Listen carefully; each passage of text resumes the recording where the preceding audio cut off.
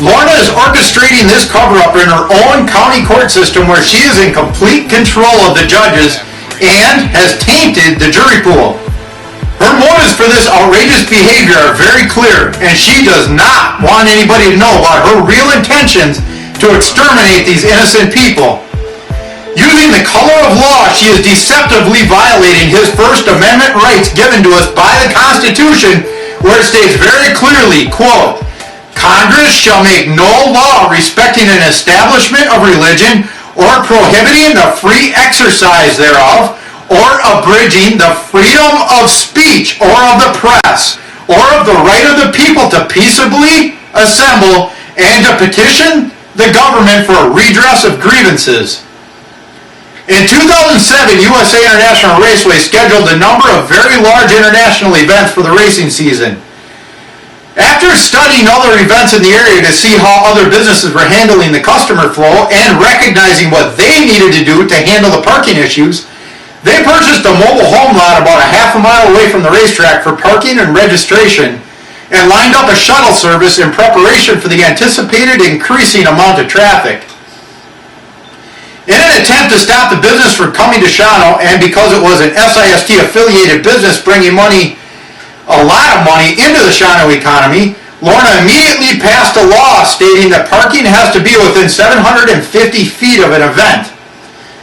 USA International Raceway customers were then forced to park on the side of County Road BE. As soon as this brutal cult leader heard that the news that the races were still taking place and what USA International Raceway had done to accommodate their customers, she ordered Public Works to immediately get down there and illegally install some no parking signs along the road. She then sent the Shawano County Sheriff Department to ticket the cars that were still parked there and harass USA International Raceway's customers.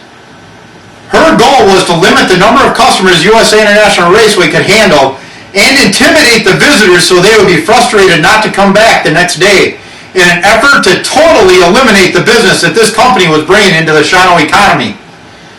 When confronted about her illegal activities, she just passed a law after the fact, making County Road BE a highway that nobody could park on.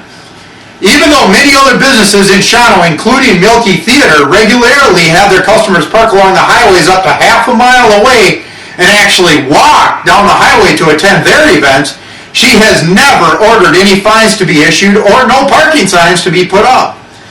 Many of the motels, bowling alleys, and shopping malls in the area that are not owned by SIST run shuttle services to the Milky Theater and even to the Packer games in Green Bay.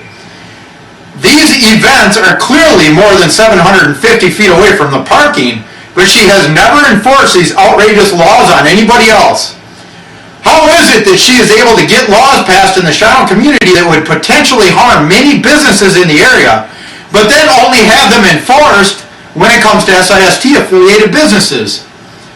Lorna Marquardt also sent some members of her hit teams, the local police and sheriff departments, to harass and intimidate customers of USA International Raceway by obnoxiously parking right at the entrances of their parking lot. She also sent them to the Hotel Curiat, previously known as the Best Western, to sit in their parking lot. These officers were under orders to harass and intimidate Curiat customers as well. This deranged cult leader has even taken full control of the court system in Shawano.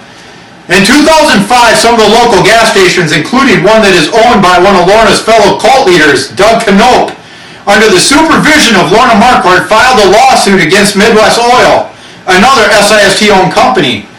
This lawsuit alleged that SIST-owned gas stations were selling below cost. One of Lorna Marquardt's cult members, Tom Grover, acted as a judge in this trial and ruled against Midwest Oil and fined them almost $30,000. When Midwest Oil appealed this lawsuit at the state level, the state overturned this lawsuit because it obviously had no basis. This lawsuit was clearly just another brutal act of attempted extortion committed by this malicious cult leader and her faithful followers. This vicious, evil, and dangerous cult leader has been formulating all of her plans and committing these atrocities against SIST, SIST businesses, SIST personnel, and even SIST customers, hoping that she could get violent reactions from somebody related to SIST. She should know that SIST does not use violence as a means of response. Look at the 30-year history of nonviolent reactions from SIST in comparison to the hundreds, even thousands, of violent actions and extortion attempts perpetrated against SIST by herself, her cult leaders, and faithful followers. Lorna Marquardt was furious that SIST was buying more property. She even attempted to become confrontational about this matter in a city council meeting when she asked SIST personnel if they were planning to buy any more property in a very derogatory, rude, and belligerent manner. She was getting worried that the local Shawano citizens would start to patronize SIST businesses once they realized how positive these businesses were for the community, and she would lose her death grip on the town. She has been working closely with Rick Ross in her attempts to exterminate SIST. Rick Ross is an agent of the Christian, Catholic, and Lutheran churches and works primarily on their behalf to destroy any organization that does not believe as these churches do. He is a medically classified antisocial thug who has severe mental health issues, as reported on November 26, 1975 by Dr. Thomas O'Brien, where he stated that Ross is an opportunist and that during Ross's second jailing he showed many signs of serious psychological decompensation. Rick Ross is also a self-proclaimed professional kidnapper, and more information about him can be found at religiousfreedomwatch.org. By taking control of the city government offices, courthouse, police department, sheriff department, local municipal utility companies, and news media, she has no checks and balances in her system and can do as she pleases with no worry of dire consequences of her actions. She is able to stir the citizens into a mass frenzy by shaking them to the core emotionally in her efforts to drive SIST out of Shawano and harm SIST personnel by spreading outrageous lies and propaganda against them. When she rocked the community with her alleged list of implied threats, which supposedly sparked an FBI investigation into this alleged list, she had the whole town worked up against SIST. This evasive cult leader has never apologized to the community for her outrageous actions and has even used CBS eye-to-eye with Katie Couric and Armin Katian in her attempt to deceive the whole nation and turn everyone in the country against SIST. Obviously, if SIST had any part with this alleged list of implied threats, somebody would have been arrested by now. After all, everyone knows that the FBI does not waste time arresting people for questioning. Nobody from SIST has even been contacted or questioned by the FBI in this manner. Is this malicious cult leader ever going to be honest about this scandal and come clean to the Shawano citizens? She could do so by making a public statement and apology recognizing her participation and leadership role in this disastrous mess. Is she ever going to apologize to the Shawano citizens and taxpayers for wasting hundreds of thousands of tax dollars over this scandal?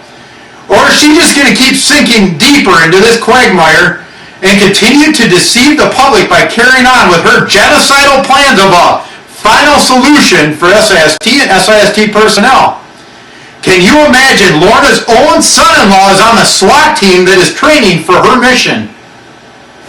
Does Lorna know what her prison sentence is going to be when her actions and horrific plans are brought to the light?